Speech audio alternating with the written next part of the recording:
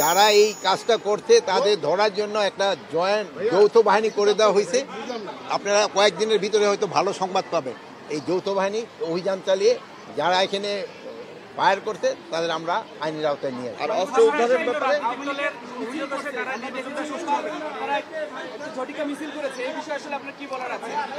এখন হলো কি ঝটিকা মিছিল করছে এবং যারা করছে তাদের ক্ষেত্রে 3 জনকে কিন্তু ধরে ফেলছে।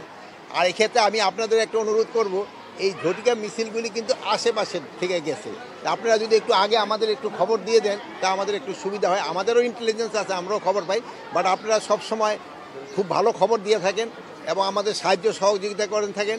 এই ব্যাপারে আপনারা আমাদের সাহায্য সহযোগিতা করেন। উপদেষ্টা এনসিপির পক্ষ থেকে যেমন গেল রোববার যে ঘটনা ঘটেছে ওইটা সিসির ব্যাপার।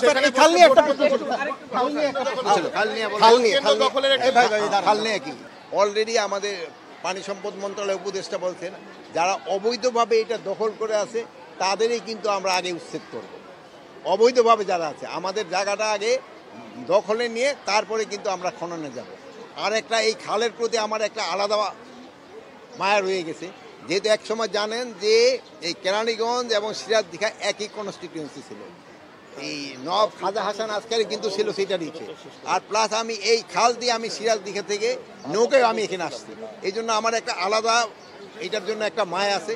এটা যেন ভালোভাবে হয়ে যায়, এই জন্য যত ধরনের সাহায্য সহযোগিতা দরকার হবে আমাদের মন্ত্রণালয় থেকে আমরা করে যাব।